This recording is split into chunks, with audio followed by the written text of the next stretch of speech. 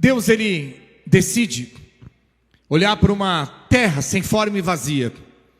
E ele começa a fazer todo um projeto na terra.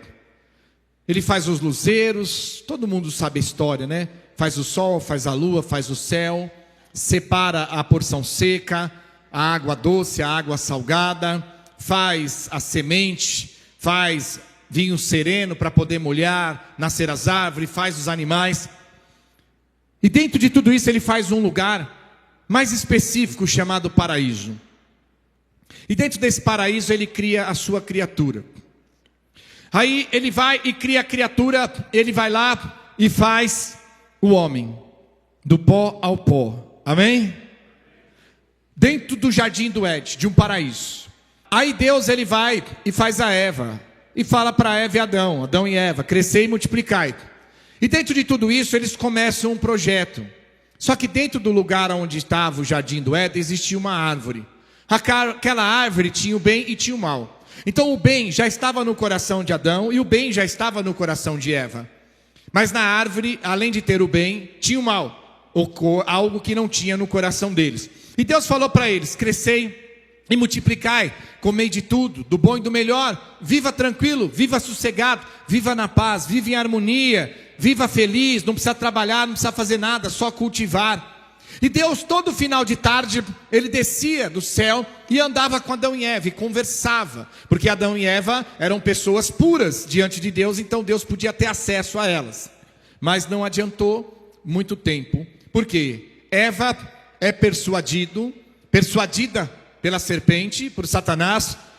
A Eva come a fruta, vai lá, consegue persuadir Adão. Adão come a fruta e desobedece. Alguém fala que a fruta é maçã, mas o importante aqui, que eu acho que é uma metáfora, né, retórica. O importante não é a fruta, e sim um ato da desobediência que gerou o pecado na vida deles. Daquele momento em diante, Deus desceu e falou para eles, aonde vocês estão? E Adão e Eva falou, estamos aqui escondidos. Por que vocês estão escondidos? Porque nós estamos nus. E quem fez vocês saberes que estava nu? Entende que não tinha maldade, não tinha vergonha, não tinha maldade, não tinha essa coisa de roupa sem roupa. Então não tinha maldade, não tinha vergonha, não tinha nada disso. Mas quando tocaram na árvore do bem e do mal, o bem já tinha no coração deles, aí agregou o mal. E ali Deus ficou muito chateado com a situação. E aí ele expulsou Adão e Eva do jardim do Éden, colocou um castigo sobre a mulher, que seria as dores de parto, né? Alguns falam menstruação, mas não é as dores de parto que ele multiplicou. E também sobre Adão e Eva, Adão, ele colocou o trabalho, né? Sobre trabalho, sol, escaldantes, você vai sustentar e sustentar a tua família. Expulsou do jardim do Éden. E aí começou o mal a entrar no coração. O mal maior foi Caim e matar Abel, os próprios irmãos que eram filhos de Adão e Eva. E Deus, ele se afasta um pouco. E aquela geração vão crescendo, se multiplicando, crescendo, se multiplicando. E chega uma hora que Deus vê que a maldade das pessoas era ruim. Matavam, roubavam, estupravam, violentavam, bebiam, se prostituíam. E Deus, ele se arrepende de ter feito a criatura. E ele fala, eu vou destruir tudo. Eu vou acabar com tudo. Mas ele olha e vê graça em Noé, um homem chamado Noé. E ele olha para Noé e ele vê graça em Noé. Porque ele percebe que o coração de Noé é diferente daqueles corações que estão ao redor dele. E ele dá mais uma oportunidade. Chama Noé, pede para Noé construir uma arca, 120 anos construindo. Veio o dilúvio, saiu Noé, a sua família e os animais dentro da arca e foram salvos. O resto da raça humana e os animais que viviam sobre a terra foram aniquilados pelo próprio Deus. Amém? Porque Deus fala, eu me arrependo de ter feito o homem. A arca para. E Deus dá a mesma ordem para Noé que deu para Adão e Eva. Crescer e multiplicar e encher a terra. E Noé cumpre a missão. Os filhos de Noé cumprem a missão. Mas o povo continua errando. Continua falhando. Continua fazendo o que não agrada a Deus. E aí Deus, ele olha e vê graça em quem? Em Abraão. E ele levanta Abraão. E ele fala, de você eu vou fazer uma descendência, o pó da terra. Tentando fazer um povo separado, um povo exclusivo. Tipo Hitler tentou fazer, né? Mas Hitler foi assassinando, Deus só foi separando. Ele quis separar um povo para ele. Isso é fato, está na Bíblia, amém?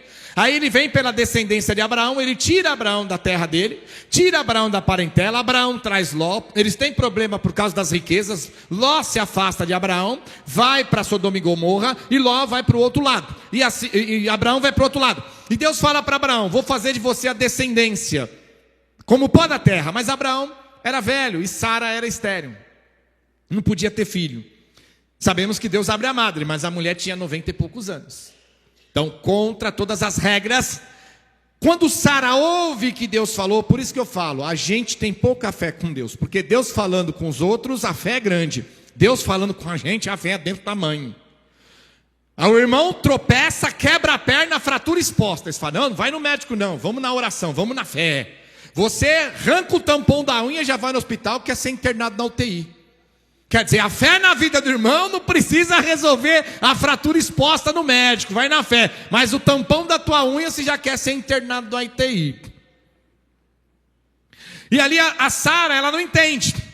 Ela não acredita, porque eu sou velha, ela não entende. E aí ela faz uma maracutaia. Ela fala assim: já que tem a descendência, então vou fazer o seguinte, vou pegar minha serva Agar, que era uma jovem, vai dormir com Abraão e vai trazer um filho. E aí cumpre o que Deus falou. E Abraão cai na de Sara, vai dormir com Agar, nasce Ismael. Aí Deus fala: não, mas não é esse. E não é desse jeito. Ela vai engravidar, Sara, e vai ter um filho. E vai se chamar Isaac. E Deus vai e abre a madre de Sara. E Sara vai, engravida e tem Isaac.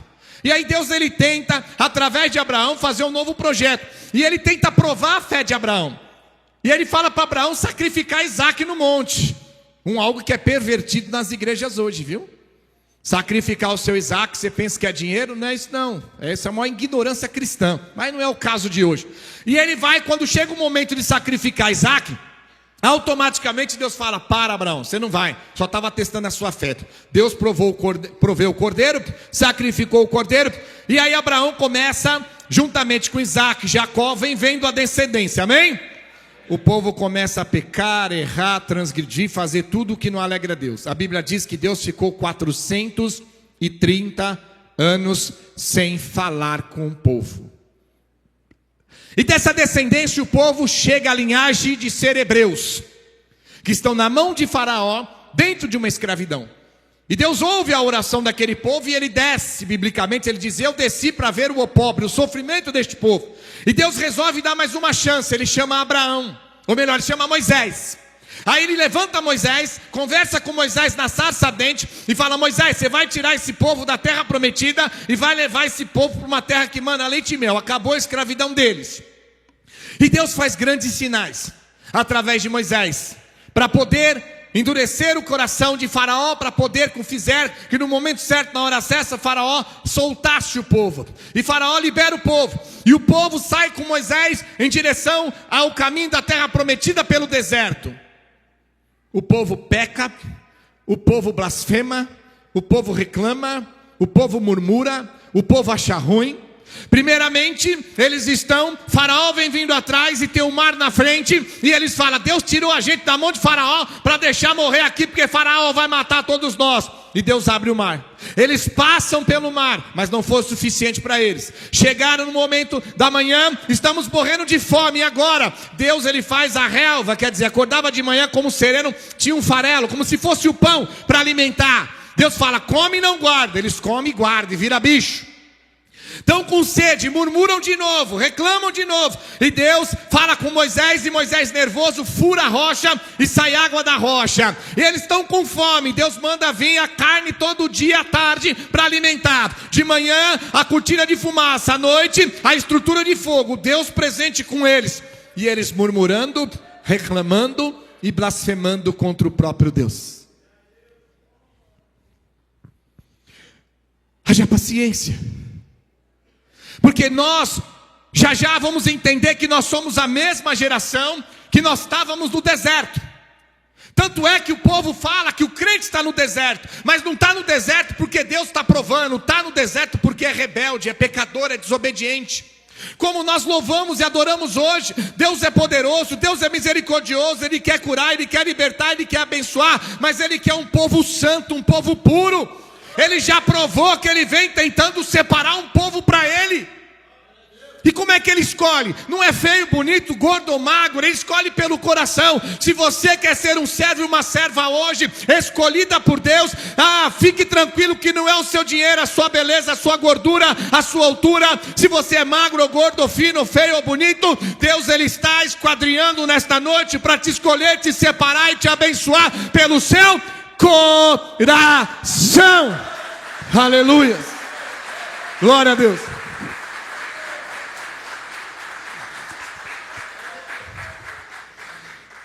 E Moisés vai ao monte e fala para eles: espera que eu vou lá buscar as regras de Deus. E Moisés fica no monte, demora para descer. O que o povo faz? Começa a persuadir Arão, o irmão de Moisés, e fazem o quê? Bezerro de ouro, porque não teve paciência. Hoje nós estamos cheios de bezerro de ouro dentro da igreja, porque não temos paciência. Sabe quais são os nossos bezerros de ouro hoje? Chavinha, rosinha, sal grosso, janela, manto, pano, fronha, pasta de dente, bolo, vassoura. É os nossos bezerros de ouro. Porque eu queria ver a vassoura te dar vitória, o sal grosso te dar vitória. Eu quero ver um copo de água te dar vitória. Mas o poder de Deus não se manifesta nos objetos. Porque em Hebreus 11:1 a fé é o firme fundamento das coisas que não se veem. Hoje nós vivemos uma multidão de bezerro de ouros em nossos lares, em nossas casas, e as mulheres em suas bolsas, carregando esses bezerros de ouro que esses homens estão entregando nas suas mãos, porque não temos paciência para esperar no Senhor. Queremos antecipar, queremos facilitar, queremos fazer com que a coisa seja mais rápida, queremos cortar caminho, queremos usar Deus como trampolim para alcançar os nossos objetivos. Mas Deus não é trampolim e nem aos meios, Deus é o fim. Eu sou o começo, eu sou o fim.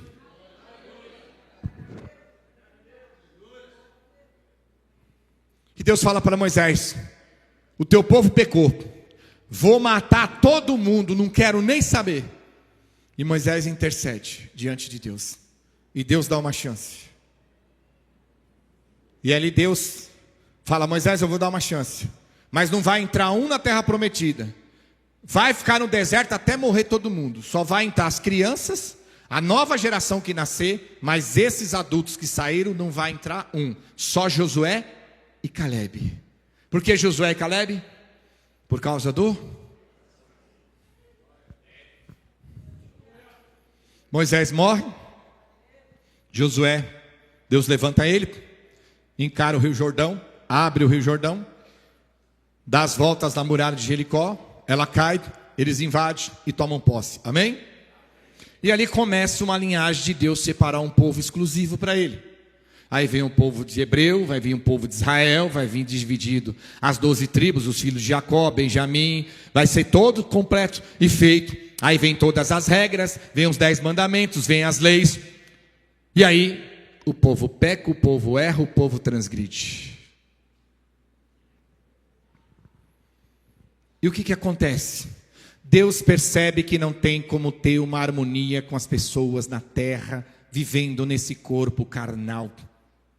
Porque a concupiscência da carne faz com que as pessoas pequem contra Deus. Como ele diz em Mateus, em Evangelho de João 4,16 em diante, né? Deus amou o mundo de tal maneira que deu o seu Filho unigênito para que todo que nele crê não pereça, mas tenha vida. É João 3,16. Mas a palavra é clara: a luz veio ao mundo, mas amaram mais as trevas do que a luz, porque as suas obras eram más. Aí Jesus, Deus ele olha: tentei com Adão nessa terra, não deu certo. Satanás atormentou o corpo deles. Tentei com a geração depois de Noé, não deu certo. Satanás atormentou o povo na carne. Tentei através de Abraão, não deu certo. O povo foi tentado por Satanás na carne. Aí eu tento através de Moisés e também não dá certo, porque o povo é tentado por Satanás na mesma carne.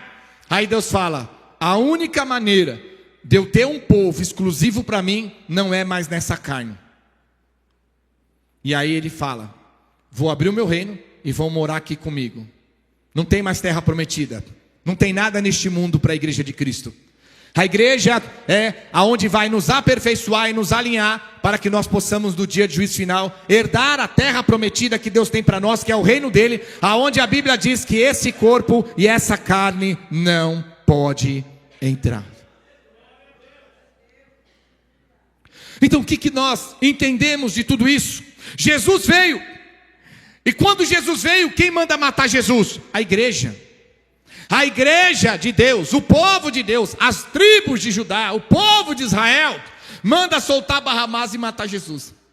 Eu te faço uma pergunta: se Jesus viesse hoje trazendo uma palavra de exortação, adivinha quem ia mandar matar Jesus? Prender Jesus? Adivinha quem ia desclassificar Jesus na internet numa terra sem lei? O próprio crente. Olha como nós estamos cegos espiritualmente diante do Senhor. Quem manda matar Jesus? Ah, pastor, foi os romanos. Você devia ler mais a Bíblia. Os romanos colocaram ele na cruz, mas quem ordenou para matar e quem fez todo o complô para matar foi o povo que se dizia de Deus. Então Deus não tem uma terra prometida para nós aqui. Deus não tem uma terra neste mundo. A partir do momento que você se torna cristão de verdade, que você aceita Jesus como seu Salvador, e você passa pelo processo espiritual para ser adotado de criatura para filho, Ele coloca a classificação que nós somos forasteiros. E que estamos aqui por um tempo, no objetivo de cumprir cada um a nossa missão, para que no momento certo e na hora certa, o nosso corpo, do pó ao pó, cremado ou enterrado, vai voltar, mas a nossa alma vai herdar uma terra prometida. O reino de Deus. O reino de Deus. Então veja, pastor Alan, Deus pega e faz um projeto com Adão e Eva neste mundo, uma terra, um paraíso neste mundo. Ele faz um projeto com Noé na terra neste mundo. Ele faz um projeto com Abraão levando para Canaã na terra neste mundo. Ele faz o projeto com Moisés levando o povo na terra deste mundo. Uma promessa, mas através de Cristo, ele já não vai levar o povo para uma promessa para a terra deste mundo. Ele está levando a sua igreja, o seu povo para a terra prometida que vem do céu, que é a nova Jerusalém, adornada como noiva para o seu esposo, aonde não haverá pranto, não haverá dor, não haverá morte, não haverá assassinato. Deus estará conosco e nós estaremos com Ele. Ele será Pai e nós seremos filhos e filhas para a eternidade, adorando e exaltando. Fala, Deus, para este povo aprender. Oh, glória, isso é Deus.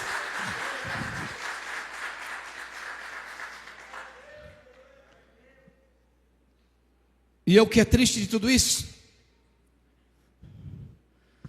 é que as pessoas hoje elas acham que Jesus e Deus é um objeto para ser usado para alcançar os nossos objetivos deste mundo, nesta terra. Olhamos para Deus como se fosse uma fonte de lucro.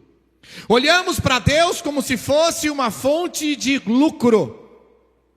Porque a maioria de nós não estamos na igreja por amor a Cristo, mas estamos aqui atrás do carro, da casa, do dinheiro, da vitória e da empresa bem-sucedido. Jesus, a única fonte de lucro que Ele tem para nós é o reino dos céus.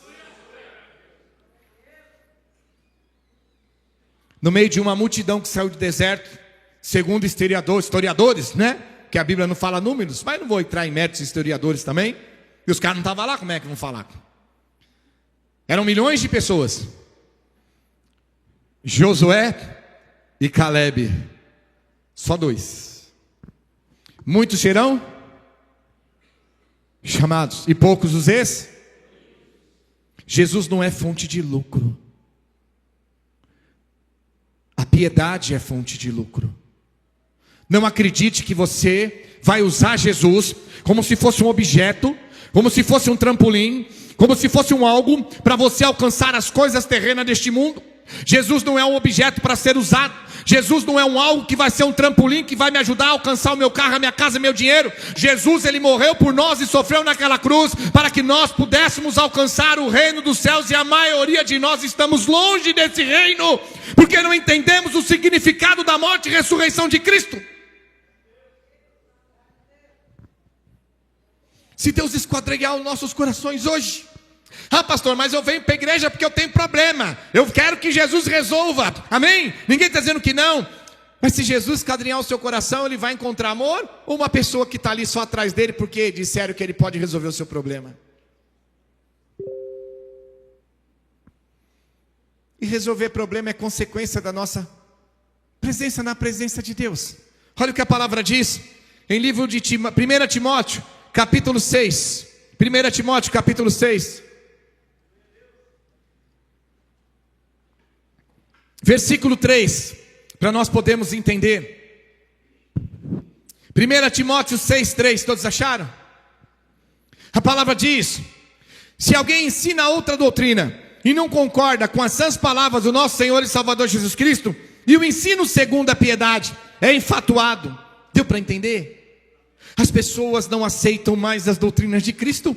A gente prega a palavra contra o pecado, a gente prega a palavra da renúncia, e o crente não quer ouvir. O crente não quer congregar numa igreja que te corrige, que te exorte, que retirenda, uma igreja que tem uma visão espiritual de poder sepultar o teu velho homem, a tua velha mulher, para Deus dar vida a um novo homem, uma nova mulher, para andar segundo a vontade de Deus, para garantir a tua salvação. A palavra está dizendo aquilo que está se cumprindo nos dias de hoje. Não queremos mais ouvir o evangelho, não queremos correção, não queremos exortação. Queremos um Deus que nos aceite com nossos pecados, e Ele não vai aceitar, porque Ele veio chamar os pecadores para o arrependimento. Então não adianta nós procurarmos uma igreja que satisfaz o nosso ego, que massageia o nosso ego, que estão na mesma iniquidade, no mesmo pecado que nós. Ou pelo menos eu estou aqui, eu dou o meu dízimo, o pastor fala que eu estou bem na foto com Deus, ele não pega no meu pé, e você acha que eu sou o que? Chulé para ficar grudado no teu pé? Não, é Deus que está abrindo os teus olhos enquanto ainda é tempo. Já não suportam mais a sã doutrina. Você vai pregar dizendo para o homossexual que é um pecado, ele não aceita. Vai falar para o que usa droga que é pecado, não aceita. Você vai falar para a pessoa: olha, não pule forró, pagode, samba, não vai para as coisas do mundo, não aceita. Você vai falar, não aceita. Não aceita. Está no emprego que peca, você vai dizer que aquele trabalho está levando para o pecado, não aceita. A Bíblia está dizendo que essas pessoas já tinham sido colocadas há 2000 anos atrás na Bíblia. E olha o que ele diz: se alguém ensina outra doutrina e não concorda com a sã palavra do nosso Senhor Jesus Cristo e com o ensino segundo a piedade, é enfatuado, nada entende, tem mania por questões e contendas de palavra, de que nasce inveja, provocações, difamações, suspeitas e malignas, altercações sem fim, por homens cuja mente é pervertida e privados da verdade, supondo que a piedade é fonte de lucro. A igreja não é fonte de lucro, irmão. O único lucro que nós vamos ganhar aqui na igreja é o reino, e o restante que nós precisamos, em Mateus 6,33, buscar em primeiro lugar o seu reino e a sua, e as demais coisas. Olha o que ele diz no versículo 6: de fato, grande fonte de lucro é a piedade, com o quê? Contentamento. Porque nada temos trazido para o mundo, e nem coisa alguma podemos levar dele, tendo sustento, e com que não investir já estejamos. Você já viu? Você não pode se acomodar e se contentar com o teu carro. Você não tem que se contentar com o seu salário. Você não pode se acomodar com a sua casa. Você tem que falar para Deus que você quer mais. Eu não aceito esse carro velho, eu não aceito essa casa velha, eu não aceito pagar aluguel, eu não aceito esse arroz, feijão e ovo, eu quero mais, eu sou filho do rei. Estão levando você para o pecado, pondo uma ganância no teu coração que tira o contentamento da tua vida, fazendo com que você tenha uma mente pervertida, corrompida, privados da liberdade e da verdade de Deus.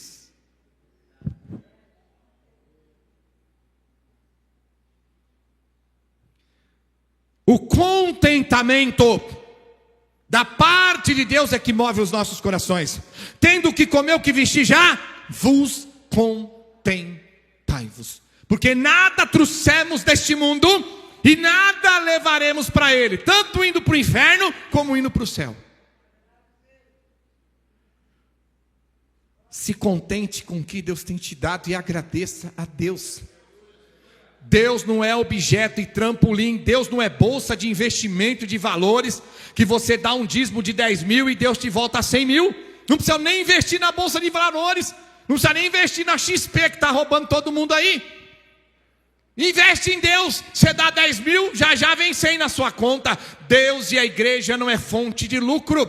O crente não deve ser ganancioso. A Bíblia está dizendo que o crente tem que ter o quê? O contentamento em seu coração. Isso quer dizer que nós não podemos ser as coisas? Não é isso que Deus está dizendo para nós. É eu, como pastor, incentivar uma ganância corrompida e pervertida dentro do coração de vocês, que não se contentam com nada e sempre quer mais. E olha o que ele fala no versículo 8: tendo sustento e com que nos vestir, estejamos.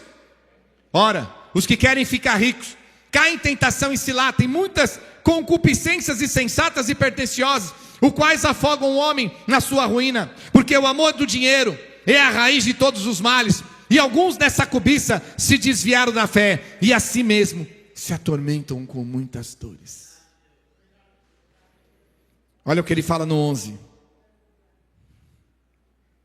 tu, porém, homem de Deus, faz o quê? Faz o quê? Bate palmas para Jesus.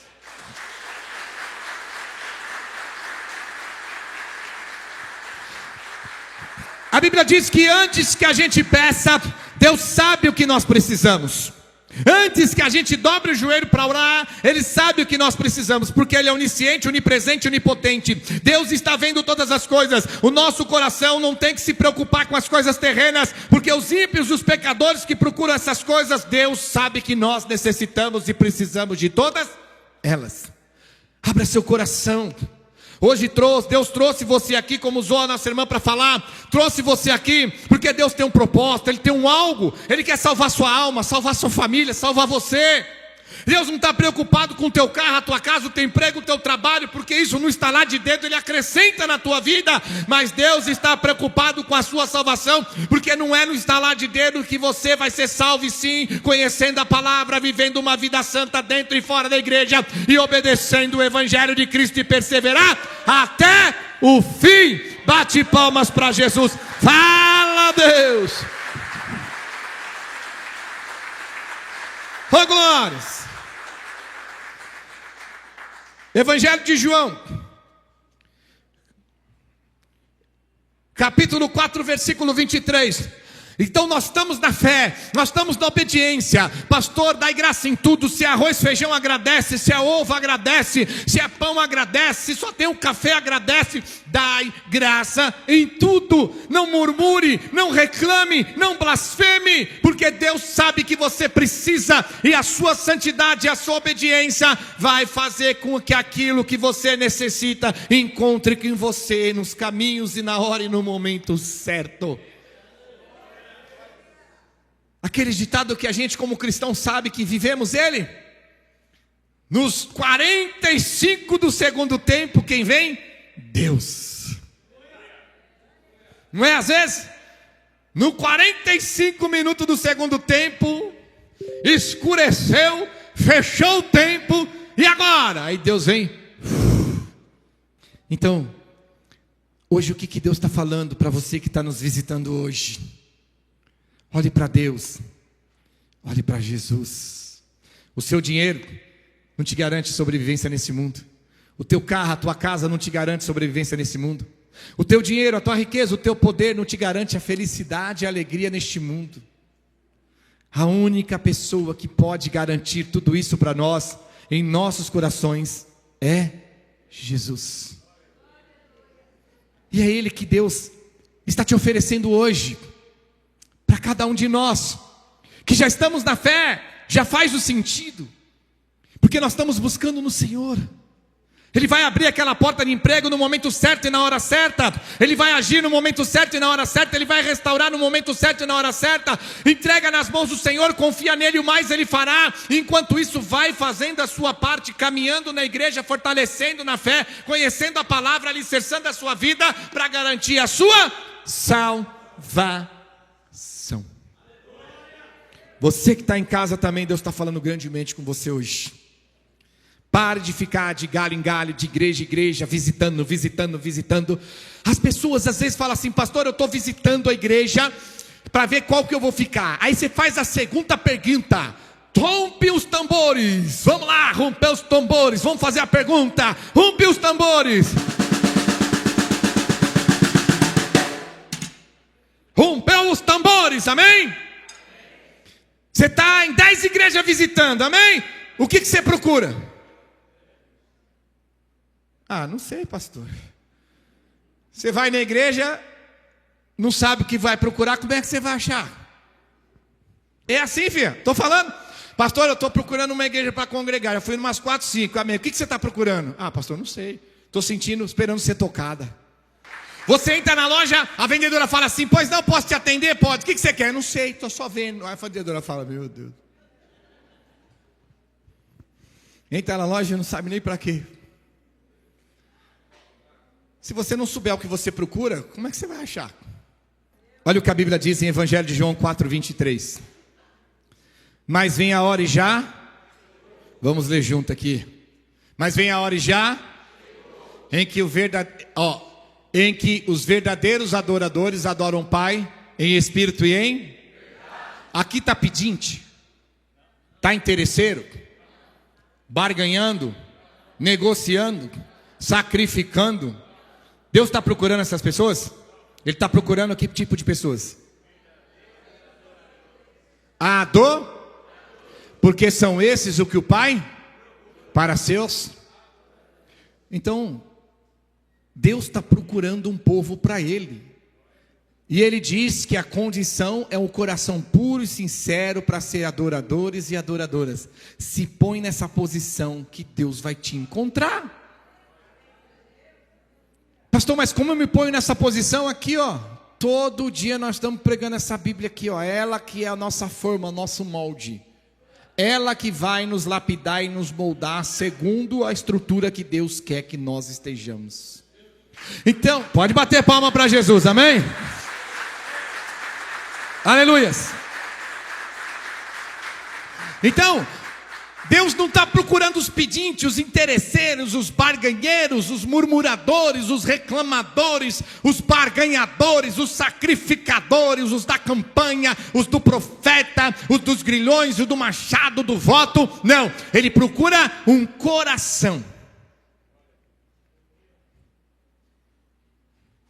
Porque a adoração não tem como ser e chegar a Deus se não vier do. Veja bem, o perfeito louvor vem da boca de quem? De quem? Dos pequenos. Por quê? Que tem um vozeirão? Coração puro. O que nós estamos fazendo aqui hoje, princesa? Adorando a Deus. Como é que é esse último domingo do mês de junho para você? Você vai agradecer a Deus? Ou seu coração: Senhor, fala, obrigado. Ai, perdi o emprego. Ai, não consegui o que eu queria. Fechou mais um mês. Ai, eu tenho uma conta para pagar. A gente vai ludibriando o nosso coração. Então a palavra está dizendo assim, ó: mas vem a hora e já chegou. A hora é agora, igreja. A hora é agora, visitante. A hora é agora, você que está nos assistindo. Deus está te procurando para ser o verdadeiro adorador e adoradora. Se você se prontifica, dá glória a Deus e bate palmas para Jesus. Fala a Deus. Oh, glória a Deus. Fala para o Senhor, fala: Senhor Jesus, a partir de hoje, eu entendi a Tua palavra e vou me esforçar para ser um verdadeiro, uma verdadeira adoradora. Eis-me aqui para minha adoração chegar ao Senhor, porque eu creio que nesta noite o meu coração diante de Ti fez com que o Senhor me encontrasse. Bate palmas para Jesus. Amém, igreja? Amém? Mas vem a hora e já chegou em que Deus procura os verdadeiros adoradores. porque o Pai é Espírito, e importa que os seus adoradores, que esses é o que o Pai procura para seus adoradores. No 24, Deus é Espírito, importa que os seus adoradores o adorem em Espírito e em? Espírito e em? Não é na carne que nós adoramos a Deus, é no Espírito que habita. Como diz em Romanos 8:26, ninguém sabe orar como convém, mas o Espírito que habita em nós, que leva nossas orações com gemidos inexprimíveis a Deus. Entenderam, igreja? Compreenderam? Você que está em casa hoje compreendeu? Pastor, mas eu estou precisando de uma ajuda de Deus. Sim, Deus faz parte da igreja, Ele vai te ajudar, Ele vai abençoar, Ele vai aliviar, Ele vai fazer. Mas mostre o seu coração para Deus, que você não está aqui interessado no que Ele pode fazer por você, porque Jesus já fez demais morrendo naquela cruz. Estou aqui pelo que Jesus é, para alcançar a minha vida eterna e minha salvação, e ser um adorador para sempre lá no reino dos céus. Tenho certeza que esse coração, meu irmão e minha irmã, não precisa de voto, não precisa de campanha, de fogueira santa, de sal grosso, de rosinha, camiseta da do nosso, sabonete para lavar diabo, vassoura para varrer o cão. Não precisa de água, não precisa de nada. Um coração puro e sincero, Deus move a terra. Sodoma e Gomorra, totalmente destruído, mas não foi destruído enquanto o coração do justo não saiu de lá. Deus deixou de destruir a cidade porque tinha um coração puro lá dentro. E Ele esperou. Imagina Deus esperando. Deus chegando e fala: Deus, dá um tempinho aí. Deus fala: tá bom. Ô Ló, vai logo. Quando você vai, eu vou lavar a louça aqui. Já eu volto. Você imagina Deus esperando. Os anjos tudo com fogo, enxofre, para jogar sobre Sodoma e Gomorra, tudo lá, tipo nos seus cavalos parados, esperando, batendo papo. E aí, Miguel? E aí, Gabriel? Como é que você está? Tudo bom? Bem? E aí? Estamos aí, eu estou esperando. E aí, Deus não vai falar? Ô Ló, mole, não sai logo de lá, tem que esperar, uai. Mas que Ló tem? Ló, justo, o coração. Aí quando Ló sai, Sodoma e Gomorra, ó,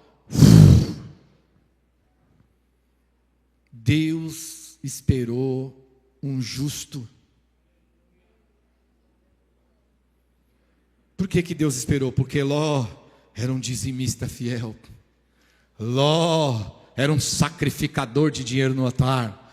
Ló não falhava uma campanha, um grilhão. Na fogueira Ló vinha com os milhões dele. Não.